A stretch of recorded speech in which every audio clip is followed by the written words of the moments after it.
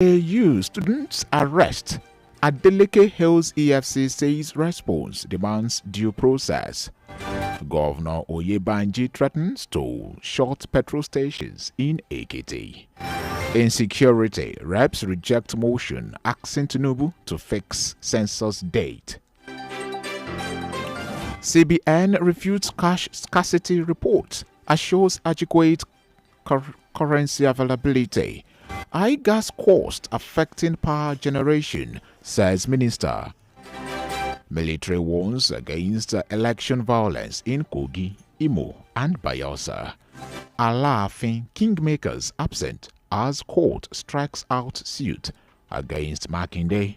And lastly, on the national front, robbers cart away pot of soup, food in Calabar. Moving on to the foreign scene. Zambia withdraws ex-president retirement benefits. US warns Sudan unit against imminent large-scale attack in Darfur. Saudi Arabia announces $13 million in aid for Gaza. Putin revokes Russia's ratification of nuclear test and bans treaty. Away from the foreign scene. NPFL Star Times signs 5 years league rights broadcast. French league sets date for Marcel Lyon game postponed after bus attack. And those are the major headlines making the rounds today. It was compiled and edited by Abiodun Akinwumi. My name is Joseph Emeribe. For sponsorship or advert placement, kindly contact our sales and marketing office on 0912 9294 332. You can as well reach us via 0812 8286 078. Up next is the Diamond Breakfast Show, where we discuss and have in-depth analysis on some of the topical stories. Don't forget, you can also follow us by logging on to our website on www.diamondfm.net. Or keep up to date via our social media pages. You reach us via Facebook, Instagram, X, formerly Twitter, at Diamond887FM. We'll be going for a quick break, and when we return, you'll be meeting my guest, and together we'll be delving deeper into the program proper with our focus this morning on matters arising from the 2.17 trillion naira supplementary budget.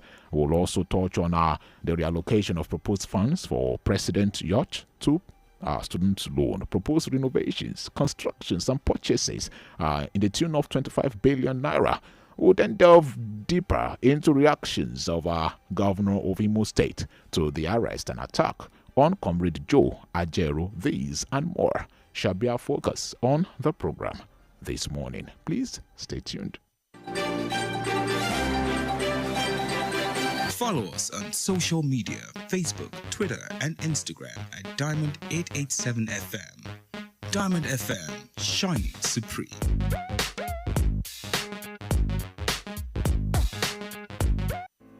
The major talking points in Nigeria are always on the lips of the citizens. What's going on in this country? Look at smaller countries taking lead, and you call yourself giant of Africa. Yeah. Nigeria don't spoil my business too much. Nigeria is too hard for us. I mean, they want to kill us. Father, not kill us for Nigeria. Oh, please, help us beg them. They should reduce their expenditure so that they can free enough money for social development. I wish for a Nigeria where we elect a leader based on competency and not popularity. On the Diamond Breakfast Show, we place the spotlight on the critical issues in the country. Government that says they are broke can prioritize construction of an additional runway over education of the people. How can a government, how can you hold Indomine? I mean, this is intolerable. It's provocative. Now, you see, when you look at our democratic journey, we are yet to practice genuine democratic system in Nigeria. Join us on Mondays to Friday on the DBS from 9 to 10 a.m. The Diamond Breakfast Show, amplifying the voice of the people.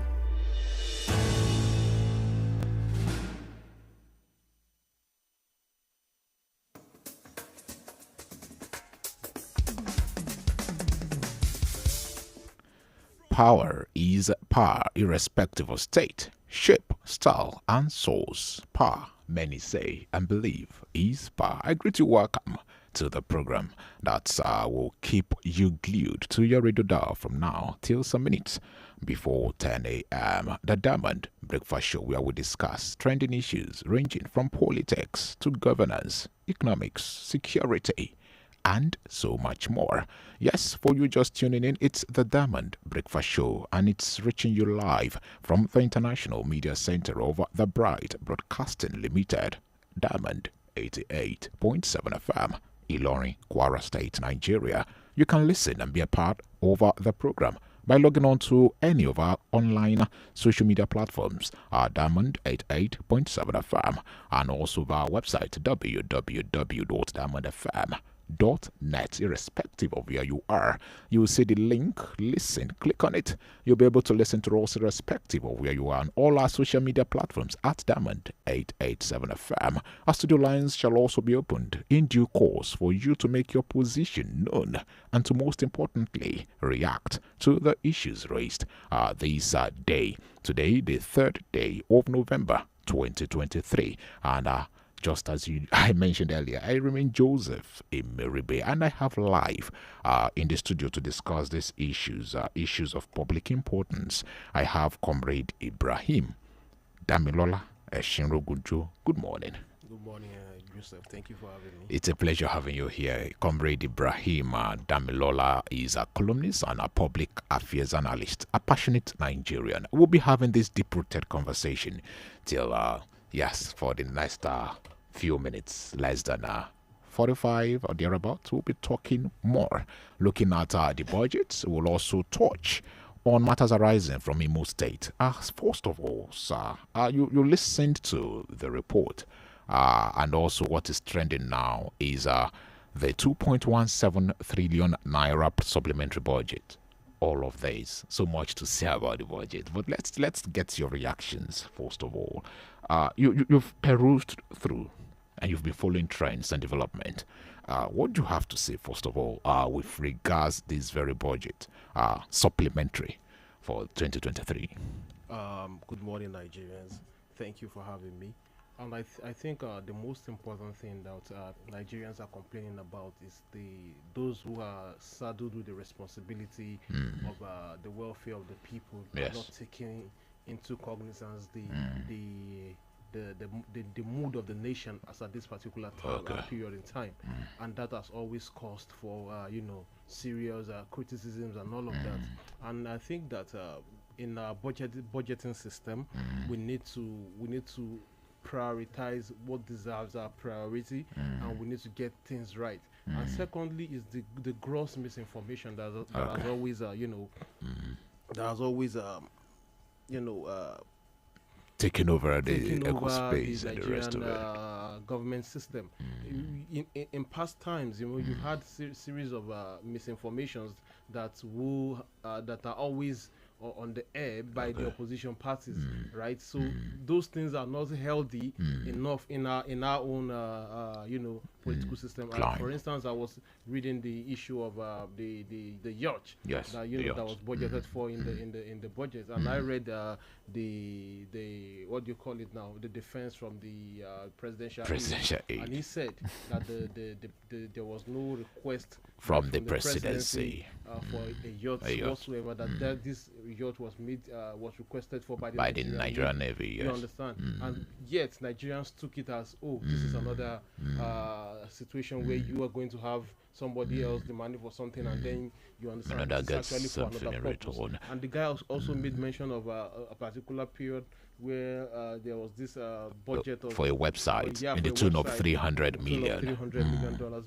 Million naira, but it was entirely for something else. But that's the gross misinformation that saturates the Nigerian politics in the name of opposition and all of that. And what goes around actually comes around. This is not the first time that, in fact, this sitting government itself benefited from serious misinformation. We use the word misinformation. Yes. Yes, propaganda. Okay, maybe propaganda. You can say propaganda. No politician would talk without. I'm gonna give you propaganda. A very serious example here. Remember the former governor of the state when he came out the other day and said, "Oh, we were aware of this subsidy issue in 2011 or 2012, but we decided to play politics." I mean, it's unfair, right? Now you have about 13 years after or 11 years after, we are back to the issue of subsidy. The former spokesperson to Buhari also mentioned that. So this is the problem. You don't actually have to misinform the nation because you actually want to take over power by all means. All right. Because at the end of the day, if you eventually get that power, it's going to come back to bite you in the ass. Comrade, I'll be coming back to you. I want to quickly brush through the report, which we'll be looking extensively on. It says the senior special assistant to President Bola Tinubu on media and publicity, Temitope Ajayi, has debunked rumor that the president asked for a presidential yacht.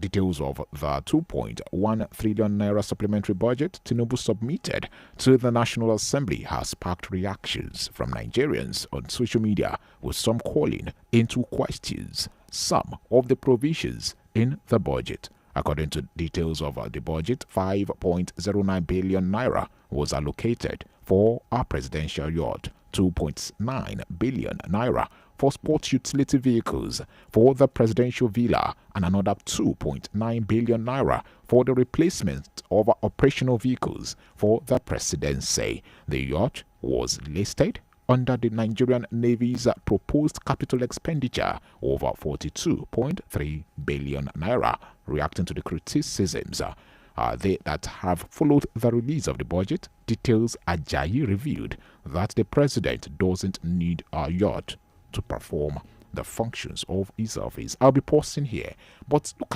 at these figures raised. 5.09 billion for presidential yacht. Though now the House of Rep are recommending that the money be diverted for student loan. That is just, let's assume it's now been moved to cover the student loan. Then we have 2.9 billion for sports utility vehicles, SUVs, for the presidential villa alone, and another 2.9 billion for the replacement of operational vehicles. All of this, I cooled down. I tried to do the mathematics, excluding the yacht. I came up with a figure approximately 25 billion naira for expenses that could be channeled to something more. Will I use the word something more? What? Wow. Though the presidency are saying they need all of these things, projects, equipment, tools to be efficient as they run the administration. Is this good for us? I mean, this is a very serious question. Like I said, whatever we are doing at this point in time needs to reflect the mood of the nation. You need to sympathize with the people. You need to empathize with the people because this particular situation is not what it used to be. You understand? Now, even away from those who are saddled with responsibilities of the welfare of the Nigerian people, you and I cannot go out today. Maybe you take your family out to a restaurant and then you post pictures. You can't do that. I mean, people are going to ask you where you're getting money. Some are going to even ask you to. They've not eaten for the last 3-4 days. Like you're responsible for them. Yes. So out of the respect for those people, you cannot even post those pictures. Not to talk of those who are saddled with responsibility of welfare of the nation, right? We're talking about defense here. Yes. I have not seen a situation where yacht is being used in a warfare. A yacht. That is the truth. That's for it's like a palatial of course. ship on our waterways. That's not what we need at this point in time. If you're asking for what you need to prosecute the war against maybe smugglers and all of that, is understandable. But a yacht or a submarine and the rest of it. Yeah, I mean, at this particular point in time, now you're talking about SUVs for the villa, billions of naira, right? What happened to the ones that were used before? Are they beyond repair? Have those vehicles been written off?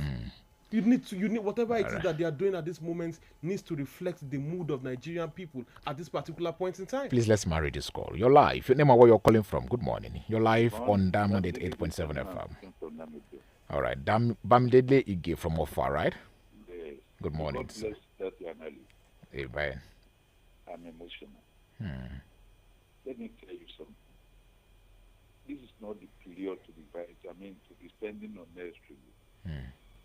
And this year's issue has, made us to forget about National Assembly purchase of utility vehicles and vehicles. Are we going to be involved in what I call financial embarrassment every time the president does not spend the yard this time around? He needs no new vehicles. They are there. He needs not to repair the presidential jet. All those things are intact. Nigerians are hungry. Nigerians are bitter. Nigerians are hungry. May God bless the country. May God bless you too, Bamidele Gay. My brother, we have gotten to the stage where I've seen people attempting to commit suicide. I'm telling you the truth. Out of when there's total hopelessness from anywhere, there's no hope. You don't even know what you're going to eat in the evening. Some people have not even had breakfast. I've seen people telling us that they've not eaten since yesterday. I've seen proud people begging for 500 naira. Do you understand? That just transfer 500 naira to me, I've not eaten. At that point, strangers, right? People that I've not seen before. So this is not the time for all of that. The National Assembly is having its own budget. SUVs, they're saying the roads to their constituencies are not good enough. What happened to vehicles used to campaign to go to all those local governments? It's so unfortunate. You must take responsibility, and taking responsibility comes from you, the leaders. You have to sacrifice, right? Even if it's uncomfortable for you. So this is the position of our people at this time. Comrade, yes, you know something. Most of these individuals, before they assumed office, they had these good intentions, promises, so that they will do A, B, and C should they assume office. And once they get there, we see something totally different. They put up or put on a new toga. I don't know. Is it with the mantle of authority that seat they occupy? Is it what changes them, their personality? Because looking at all of this, marrying all of this with the situation of things in Nigeria now, it's obvious. Even those outside Nigeria knows what the economy is saying. Let me tell you this. I don't know if you ever had the opportunity to watch the Ghanaian Parliament. I don't know if you've ever had the opportunity to watch the Rwandan Parliament or the South African Parliament. I've stumbled on the kind of discussions, the kind of genuine conversations that are going on in those is not what we're having in Nigerian National Assembly, right? Even the leadership itself is showing different signs of complacency itself. You understand? So the last election in Kwara here, you had different kind of names. Allah Mekunu, Egba Mekunu, Ya Mekunu. Where are all of them today? So this is the situation. What people should be aware of. You see, there are two lines in the second stanza of the national anthem. It said, "Help our guide our leaders right. Help our youth their truth to know." Unfortunately, the leaders are not even righteous in their own way. Now the youths who are supposed to know the truth, they are totally ignorant. Ignorant, or they choose to be ignorant? Totally ignorant. I'm telling you the truth. Please, let's marry this call. You're live. Your name and where you're calling from. Good morning. Good morning. My name is Ahmed Kenny from Adewale State. All right, you have the floor. A quick one. Oh, I really appreciate our guest in the studio this morning. You, my brother. Honestly, our guest in the studio, he has said the truth. I was in Ghana. I know how. And in their parliament, even sometimes they wear their local clothes, to their parliament, support their local product, Kataka, Moto. In Nigeria, our government, they are too expensive. They are running our government too expensive. May God bless Nigeria. I mean, God bless you too. Thank God he's kind of pulling the next question before me. I quickly want to justify this youth ignorance to you. Okay. In 2000 should we all say they are ignorant, or they choose to look away, look the other way? Are ignorant. And I'm going to demonstrate this to you. Now, in 2011, when Jonathan was president, re-elected, he made Ngozi Okonjo-Iweala the Minister of Finance, and they call her the coordinating Minister of the Economy. Yes. Now, there was a particular policy that they used during Obasanjo's regime, Obasanjo's administration. We said, when you have a benchmark for oil prices, and she's saying that Nigeria as a country has 70% of our income from oil. right? Oil is just like you are drilling water from the well. So it's not. It's just natural ground. resource. It's not like a product of our hard work, right? So you said 70% of Nigerian money is coming from crude. Now this crude oil is highly volatile. It's just like your cryptocurrency. Yes. It can be sold at $150 per barrel today. Tomorrow it's being sold at $50. So let us have a benchmark. Say $50 per barrel. We used to plan our budget. Anything above that 50, even if fuel is sold at, even if a barrel of oil is sold at $200, for example, that a difference of $150 as emerged. Yes. Then you save that $150 till you have billions of dollars saved. So for days where this same crude oil will be sold, let's say at less than 50, you would not need to go and borrow money. Covers. Right? Now, that is a very good policy, right? It is. When Jonathan came on board as president, they were asking the governor to rejected the ideas. Let us share the money now. Let's share the money now. And that's what we are facing. Now, facing Peter the Obi was one of those governors. Even though he came from Anambra State, right? He was one of those governors that supported the idea of saving. Today they are talking about saving in the Nigerian context as if it's a bad thing. All right. Please let's have this call. You're live. Your name and where you're calling from. Good morning. Hello, good morning. Good morning. Yeah, my name is Abdullah Mohammed. I'm calling from Ayenkoni. All right. Good morning. You see, I appreciate your guest. He's really hitting the nail on the head. We are not honest in this country. How would you use a yacht to execute security on the sea for crying out loud? And how would you convert that money again to student loan? For who? Who for the students?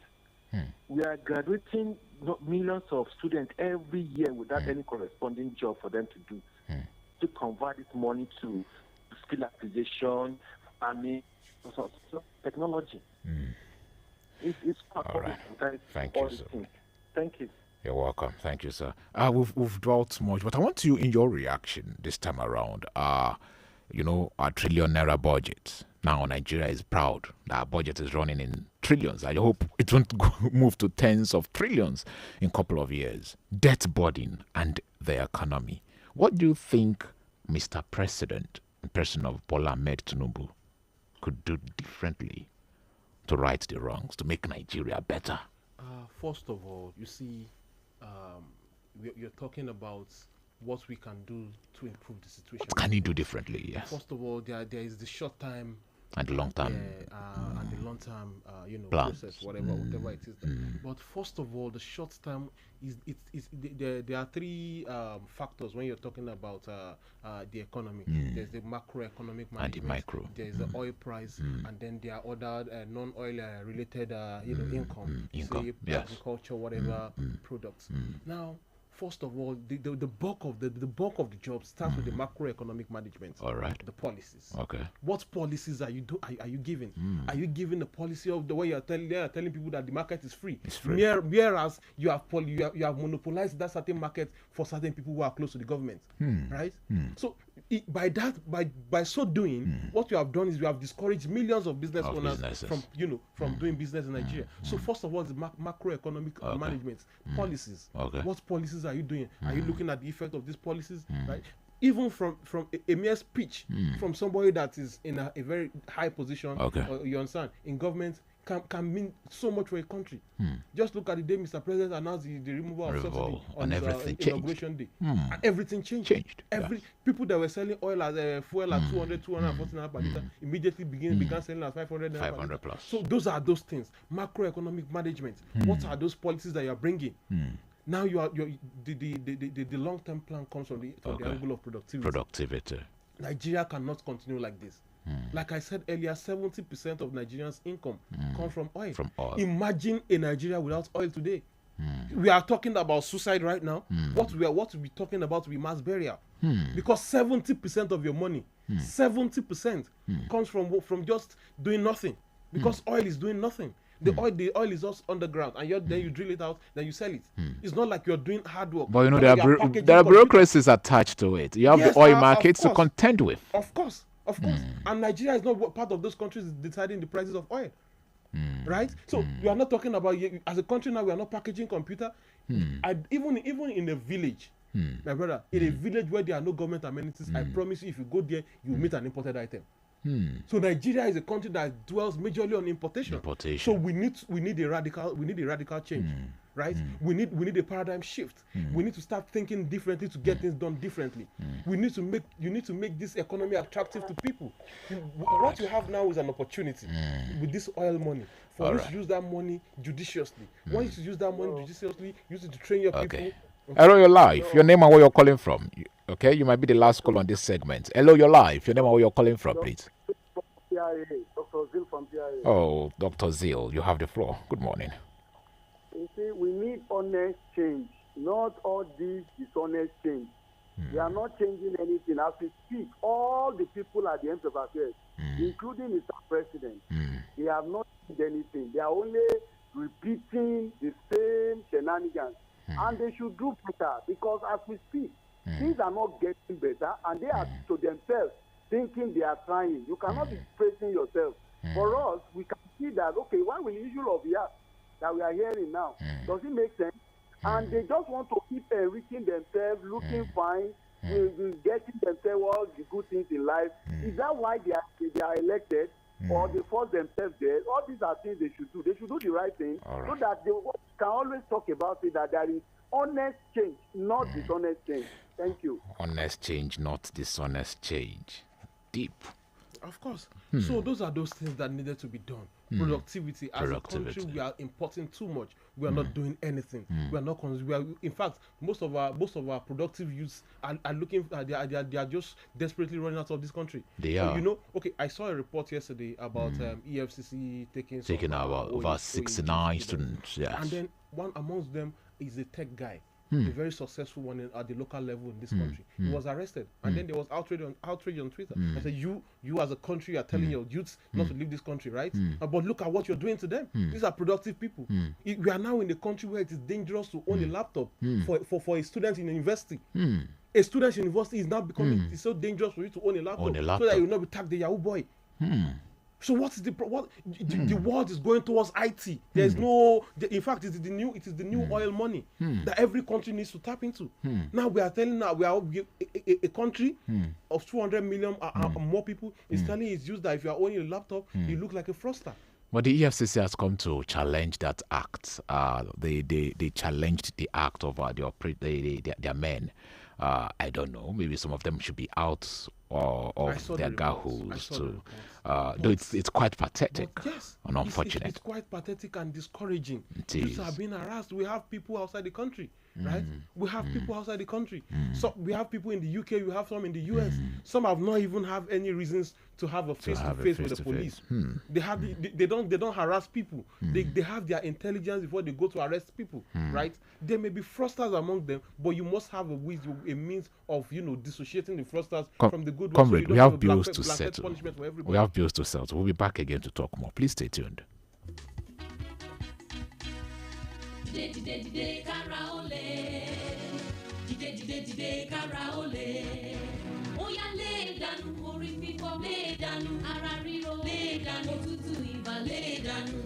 For fast relief of cold pain, fever and headache.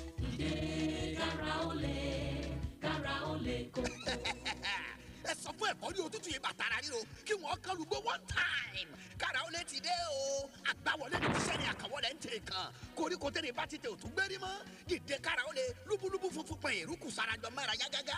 Àjàká kò tí sọkọ fún ẹ̀fọ́rí òtútù yìí bàtàrà ríro lágọ̀ ara. Káì!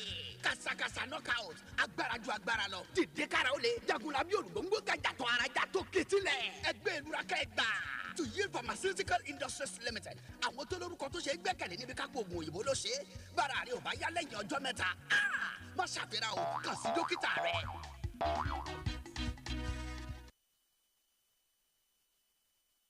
The sounds, the vibes, good talking, conversations. You can have it all on Diamond 88.7 FM, Ilorin. Diamond 88.7 FM, we've got you.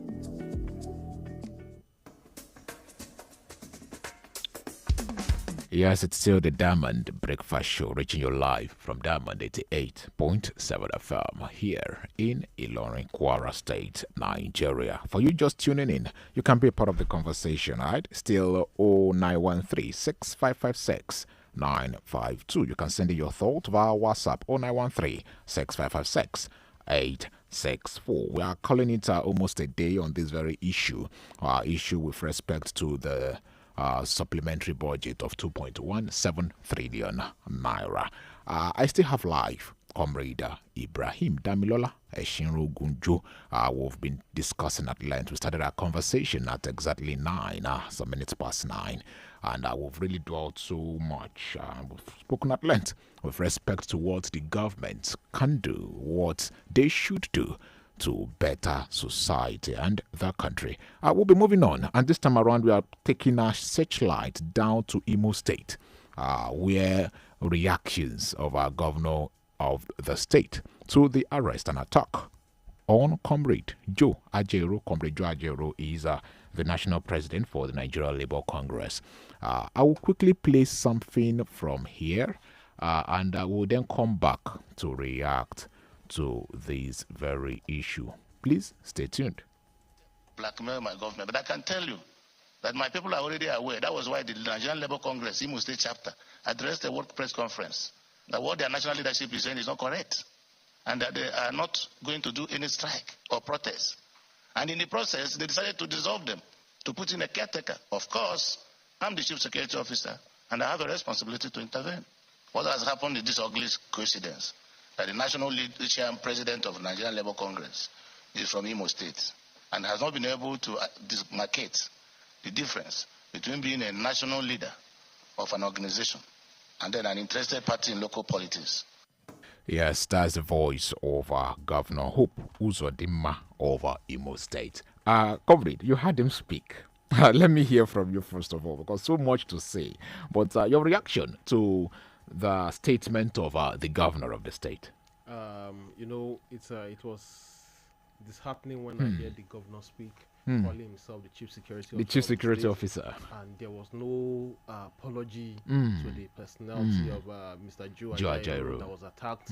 There was no any form of condemnation to the form of attack on that individual. Whatever the case would be, whatsoever the case would be, such an eminent personality should be attacked and brutalized under your watch, under your leadership, and then you say you are the chief security officer of the state, right? So what makes you the chief security officer of the state when such an act can be perpetrated under your watch? Comrade, he blames Joe Ajero for going against court orders. I agree with you. There is nowhere in the constitution or in the court that allows for brutalization of individuals, not to talk of eminent personalities. Instead, he should have his day in court. But when you have security, when the man was coming out, personally to tell you that he was being beaten by the police institution in the state, right? I watched the video. I saw his face. Swollen. His right eye was almost shot. Almost. Right? It's unfortunate. The update you are even getting now. And then the governor is telling you that an LLC president cannot differentiate between the labor matters and then local politics. Even if that's the case, even if. Does that justify what has been done to him? I mean, this is not the first time we are hearing of police brutality in this country. The organized labor are already trying to know. They said most likely Joe Ajero will be flown out of the country for more treatment. That is quite painful. Seeing his pictures is two things. I wasn't too sorry for him, to be candid. Why? Okay. It's the mantle he chose to put up. Okay. Reason being that you're a comrade. You should be ready for the good, the bad, and the ugly. Right now, it's kind of facing the ugly. Though of the truth, we are happy that his life didn't go with it. But God sparing our lives, we know you'll come out stronger and better. Comrade Joe Ajero manhandled, treated like a thief. Quite painful. And the governor coming to tell public that he's the number one citizen, the chief security officer of the state. People are still asking, sir, you are there when unknown gunmen are committing havoc in the state. You are there when A, B, and C. No, I'm an indigene of the state. I don't want to put or mix emotions with all of this. The question now is this. Looking at the issue of thuggery in our politics, the elections are fast approaching in Imo State. Do you see elections going smoothly with all of these developments? Well, with the last the couple of news that has been coming in from Imo State, that has always given me the impression that the governor is not going to take that election very easy, right? Like, I mean, you had the last pronouncement where he was promising youth job in Europe. I mean, that was disheartening. And it is the height of incompetence, the height of irresponsibility. Are you saying that you are going to export the best of Nigerian youth outside this country? Outside. All right. So what's left? So you are telling them you're promising them 4,000 jobs in Europe. In Europe. You are going to finance it. And he's proudly saying it.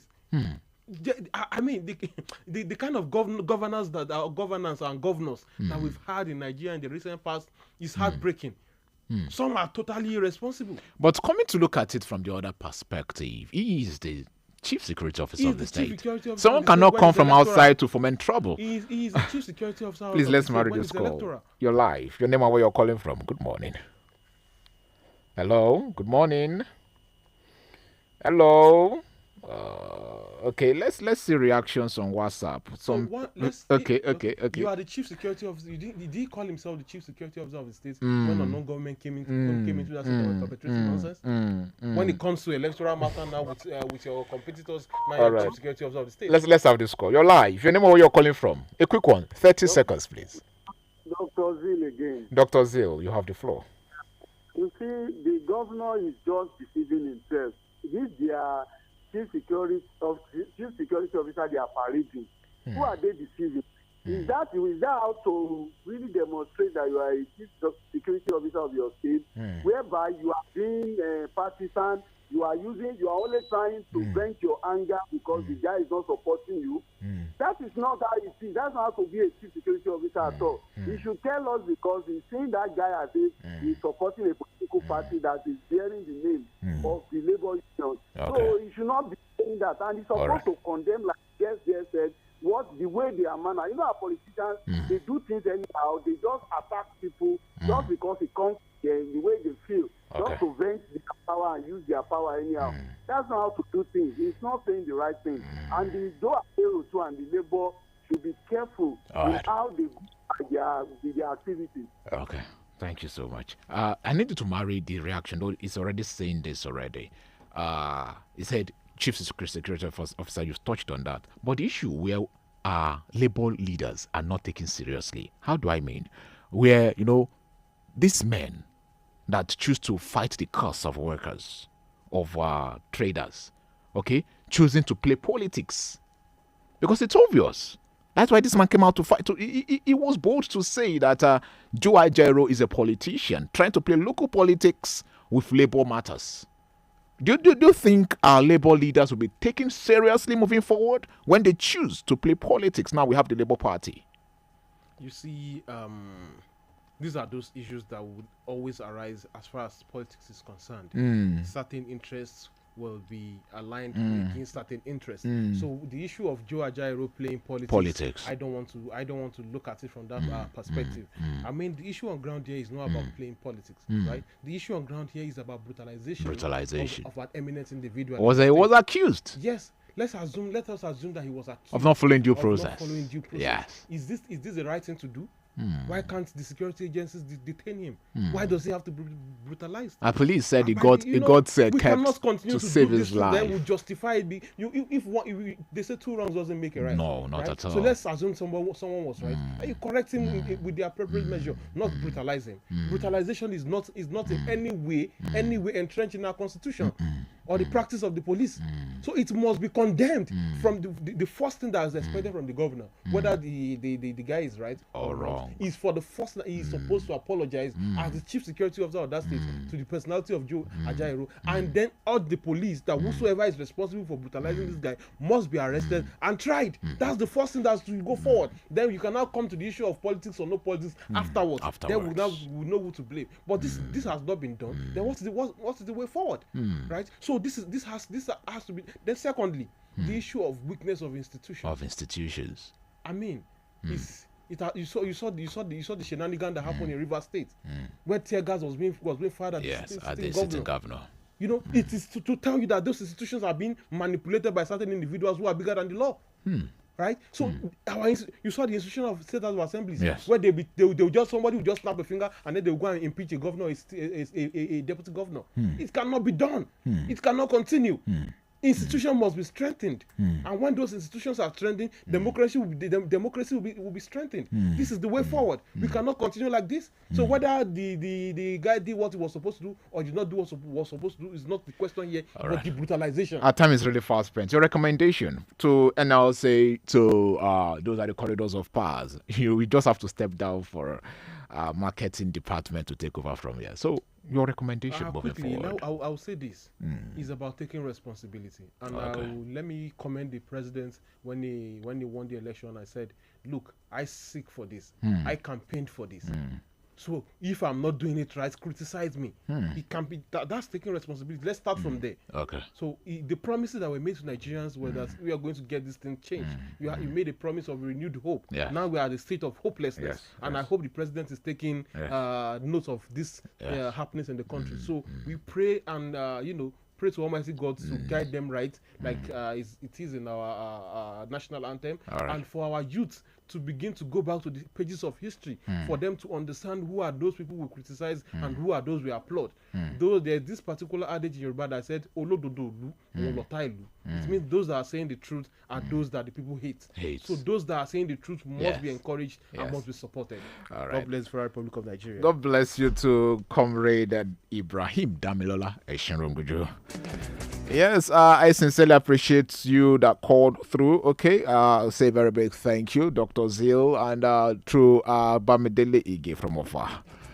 We also had reactions on WhatsApp. I'm so sorry we couldn't pick up the reactions. Okay, all the way from Temitokwe here in Lorraine. We also got reactions from Maiduguri, keen listener in person over Okoba Abdul Wahid, all the way from Maiduguri. We sincerely appreciate your response and also your messages.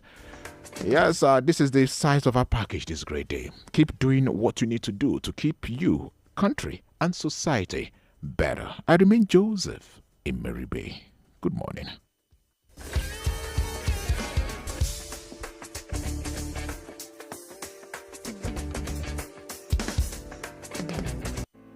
The major talking point in Nigeria are always on the lips of the citizens. What's going on in this country? Look at smaller countries taking lead and you call yourself giant of Africa. Yeah. Nigeria don't spoil my business too much. Nigeria is too hard for us. I mean, I want to kill us. Father, not kill us for Nigeria. Please, help us beg them. They should reduce